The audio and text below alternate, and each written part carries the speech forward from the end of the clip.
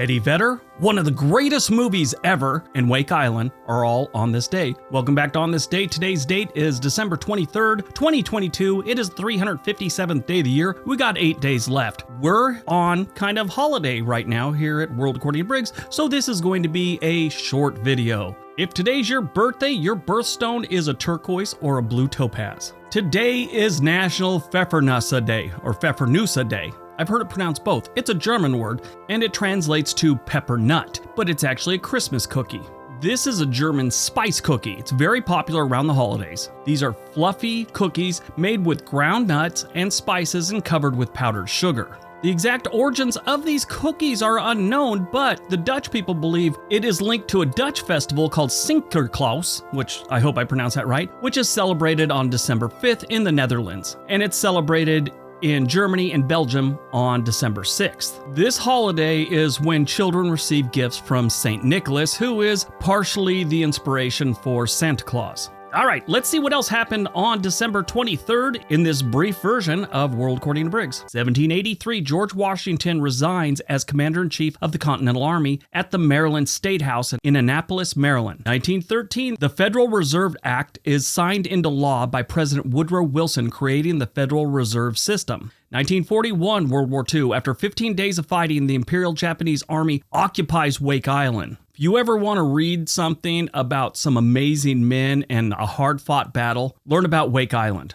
1947, the transistor is first demonstrated by Bell Laboratories. 1986, Voyager lands at Edwards Air Force Base in California, becoming the first aircraft to fly non-stop around the world without aerial or ground refueling. I remember when that happened. That was amazing. Movies released on December 23rd, 1954, 2,000 Leagues Under the Sea, adapted from Jules Verne's 19th century novel 20,000 Leagues Under the Sea. The Disney-produced adventure film follows the ships sent to investigate a trend in mysterious sinkings. The crew members encounter Captain Nemo, who commands a submarine called the Nautilus. This is by far one of the greatest live-action movies that Disney ever put out. They've put out some incredible cartoons. Obviously, this is one of their finest movies, and it's one of their earliest movies. 20,000 Leagues Under the Sea won the Academy Award for Best Art Director, Color, and Best Special Effects, and was also nominated for the Best Film Editing. It had Kirk Douglas, James Mason, Peter Lorre, Paul Lucas, and Charlton Young. Just an incredible movie even to this day.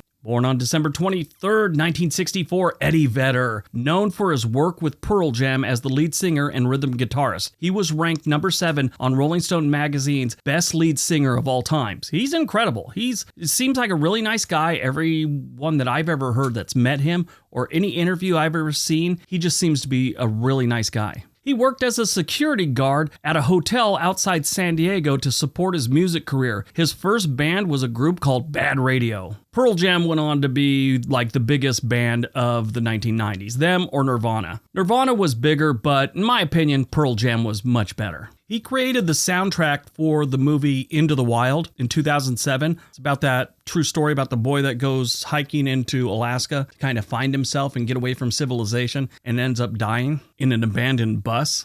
Died on December 23rd, 1982, Jack Webb. He played the role of LAPD Sergeant Joe Friday on the radio and television series Dragnet. He enlisted in the U.S. Air Force during World War II, but filed for a discharge in order to take care of his mother and grandmother. Now, all the stories I've ever read was that character he played on Dragnet, where it's just the facts, ma'am. He was kind of really like that. And when he worked, he was, I wouldn't say a workaholic, but it was very businesslike. And Harry Morgan, who starred with him on Dragnet, told stories about there was no joking, there was no nothing. It was just get to work, do the lines, do it as best you can. And that was it. He was very by the book. All right, that's today's video. Hope you guys enjoyed it. Hope you got some information out of it. Now go out, have a great day, and be nice to each other. Happy holidays, everyone.